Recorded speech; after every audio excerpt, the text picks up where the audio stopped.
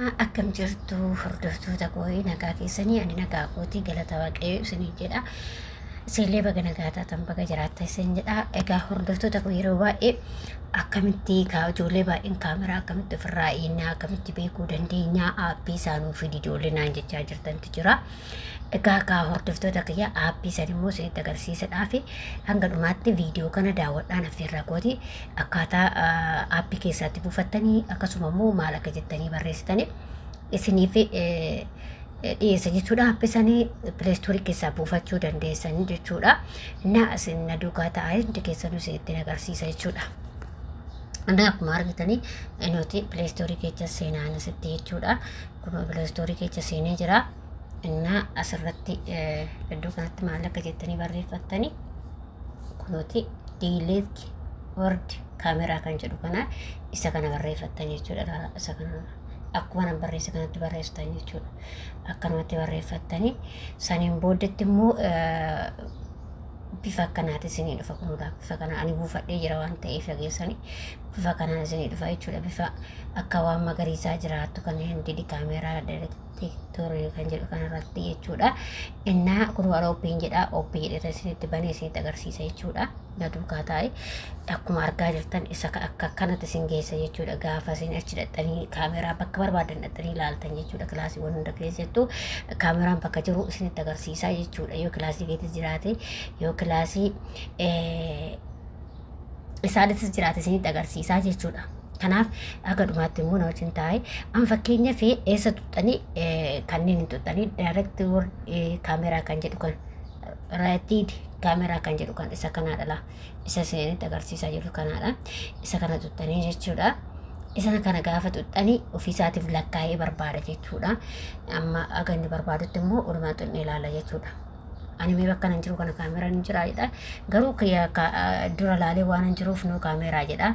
Direct deedha. Hin jiru kaameraa sun jirra waan ta'eef jechuudha. Akkanatti isinii lakkaa'ee fida jechuudha. Gaafa aga inni dhibbarra gahutti barreeffama wayii isinii fida. Barreeffama sanii irratti dhibbarra gahee raa'ateeti bakka gaafa dhibbarra gahe immoo hin jiru isin jedha jechuudha. Kanaaf kaameraa akkasitti beekuu dandeessan jechuudha. Kanatti aga inni lakkaa'utti ta'eetu ilaala jechuudha. Garuu kiyyammoo hin jiru waan ta'eef hin jiru jedhee kun asitti dura laalame waan ta'eef asitti qaannoo kennee jira jechuudha. Akkuma argaa jirtanii kun ilaalaa asitti barreeffama kana kennee jira jechuudha. Waan hin jirreef soo jiraate ta'eeti gaafa immoo inni mana keessa jiraate jechuudha. Bakka inni jiru san hin iyya. Wannoo qalamii diimaa ibsaat iyya jechuudha. Iyya sirriitti iyya jechuudha. Sagalee kenna gaafa kaameraa bakka kaameraa gahee hin iyya. Amma ani mana keessa hin jiru garuu ala wuccii jechuudha. Wuccii gibbii alatti hin jira. Gibbii irratti wannoo irratti dallaa irratti godhamee bakka lamaan jira jechuudha. Kanaaf achi jira malee mana keessa hin jiru jechuudha. Magaalatti akkasitti beekuu dandeessanii isiniin jedha hordoftoota koo. Innaa kiyya kaama lakkaa'ee waan jiruuf kiyya amma ta'uu hin danda'u waan ta'eef akkas isiniin jedha hordoftoota. Innaa hordoftoota kiyya haala saniin itti fayyadamuu dandeessanii beekuu dandeessanii jechuudha. Yeroo amma fakkeenyaaf bakka kaameraa isin dhaxxanii bakka san gaxxuttu bakkuma nama isiniin jedhe san gaxxuttu saniin booda inni kaameraa hin soqa jechuudha. Soqa lakkaa jira soqa jechuudha. Amma lakkaa'ee gizee dhiisu kan hin soqa gaafa isa bira gahe immoo diimaa ibseet sarara diimaa wayii fida sarara irra diimaa wayii fideet iyya jechuudha. Hin iyya silkiin jechuudha. Hin iyya akka malee iyya jechuudha silkiin. Yoo hin jiraanne immoo akka nama kiyyaa kana ta'aa jechuudha. Kanaaf akkasitti kilaasii hunda isaatirraa deddeematii ilaalanii jechuudha. Bakka tokko fakkeenyaaf qaabeetii keessa yoo jiraate iyya. Achiin boodallee immoo deemtanii kilaasii majestii keessa yoo jiraate iyya. Mangalaati keessa soo jiraateen iyya. Kilaasii keessa soo jiraateen iyya jechuudha. Bakka inni jiru kaameraan jiru madadeettu hindi nama iyya jechuudha. Sitti iyya bakka gurra si duwichaa jechuudha. Kanaaf akkasitti beekuu hin dandeessanii isiniin jedha. Inni biraa immoo yoo immoo nutti agarsiisa akkaataa iyyu jettanii ala wiccii gaafa ala wiccii bahee yeroo kan wicciitti xiyye ta'e akkasitti isinii waraabuu hin danda'a. Garuu mana keenya keessa hin jiru kaasilaa iyya. ijoolleen immoo sirriitti beekan hin jiru beektanii ijoolleen abbaan akkasii godhanii iyyee mana keenya kaameraa jira kan jedhan ijoollee baay'ee jira jechuudha. Inna gaafa yookiin immoo ala bahee akkasitti agarsiisa. Mee isin ofii keessanii yaala isin jedha ofii keessanii yaalate akkasuma kilaasii keessa soo jiraate shinti beetii keessa bakkuma barbaade jiraatu inni kaameraa sun jiraate taananii inuma iyyaa jechuudha. Kanaaf akkasitti beekuu dandeessanii isin jedha hordoftoota kiyya. Yoo kan naami jettu ta'e ala biccii bahee gizee itti agarsiise bakka san naqee bitti banee yoo inni immoo isitti agarsiisa jechuudha. Yoo nuuf naamijate garuu isin yoo hin beektan jedhee yaada akkuma isin godhaa isin jedhe kana godhaati waan Play Store keessa seenatii barreeffama kanatti barreessatii buufadhaati fakkanii tana jechuudha. Ushba jedhaati bakkuma nama akkaataa agattu qaasin jeesan shoo gattu wanni biraa wanti tuttan hin jirtu. Kaza manuma keessa deemaa ushadhaati bakka tokko deemati ilaala. Yoo jiraachuu baate inni yusutti ma jechuudha. Akkuma kiyyaa sayitti noo siin jedha. Yookaan yoo jiraate immoo hidhiyyaa jechuudha. Kaameritiin iyya. Akkama wanti kun baramajichi amma kaameraa laalu kun kaameraan jiraanni taanani bakkicha sanbadiidhaaf iyyaa jechuudha sirriitti iyya. Kanaaf haala saniin laaluu dandeessanii siniin jedha hordoftoota kiyya.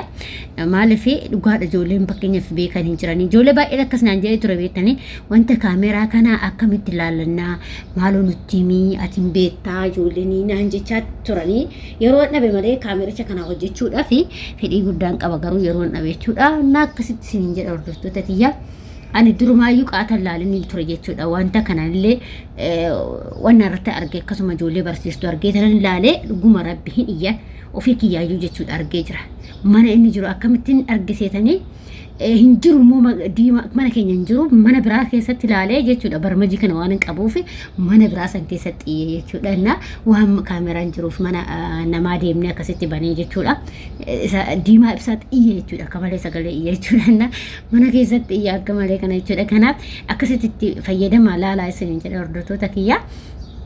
Amma waan akkasitti wal barsiisuu qabna waan irraa of eeggannullee jechuudha. Akkasiin jedha warri immoo isiniin galiin natti maarra deebi'eeti isin hojjedha jechuudha. Dirqama isinii gala jedhee yaada maaliif barmajuma kana bichaa buufattaa saniin booda gaxuuxa jechuudha. Play Store keessa seentee barreeffama kanatti barreessitee gabbuufattee saniin booda immoo laalta jechuudha. Kanaan booda baqa innuu hin iyya. Wii jedha jechuudha. Akkuma kanatti akkasitti isiniin jedha hordoftoota kiyya beekuu dandeessanii isiniin jedha ka hordoftoota kiyya yoommoo isinii galuu baate na gaafadhaa koomentii jalatti isin jedha. Akkasuma ijoolleen lookeeshinii illee akkamitti argannaa lookeeshinii karaa akkamitti argannaa warroonni jettan akkamitti beekna lookeeshinii argachuu kan jettan illee hoo jiraattanii ijoolleen haan jedhan illee hin jiran koomentii irratti isiniif hin hojjedhe kan lookeeshiniitti illee akkaataa lookeeshinii namarraa namaa ergattanii isiniin jedha.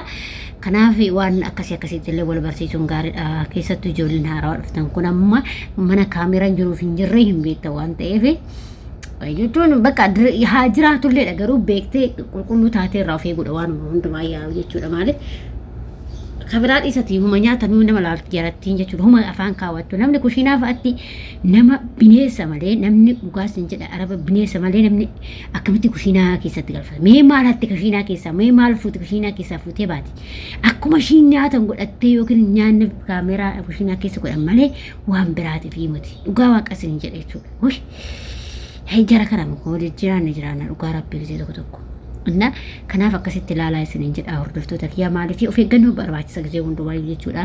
Fakkeenya warreen daa'ima eegdan hundee jiraachuu danda'a daa'ima hundee eeguu danda'u isaanii waan akkasii irratti ofii keessanii sirriitti wanna gochuu qabdan of eeggannoo gochuu qabdanii waaqayyo isin haa eegu of eeggadhaa danda'ametti isinillee of eeggachuu yaadaa isiniin jedha ka hordoftoota kiyya. Kaameraan isa kana fakkaata kaameraa kanaan immoo lallaaluu dandeessanii akka kaameraa mana keessan jiru beekuu dandeessanii kilaasii kam akka inni jiru beekuu dandeessan jechuudha. Ishee akkasi na akkasi isiniin jedha hordoftoota kiyya. Kana fakkaataa akka barnoonni kiyya yeroo biraa immoo waan biraa qabadhee isinii dhufa. Hanga viidiyoo biraatiin walitti deemuutti warroonni immoo chaanala kiyya faaraa taatan sabskraayibii gochuudhaan maamila keenya ta'ee warra ta'aa jirtanis galatoomaa ulfaadhaa isiniin jedha isin kabajamaa. Yaadallee qeeqaa yoo qabaattan gaafii yoo qabaattan koomentii jalatti barreessuun dagatinaa isiniin jedha. Isiniin jaaladha isiniin kabaja. Nagaa ta'aa fayyaa ta'aa hundumti keessaniyyuu laayikii sheerii gochuun immoo hin dagatinaa isiniin jedha. Hiriyoota keessanii qooda. Bye bye.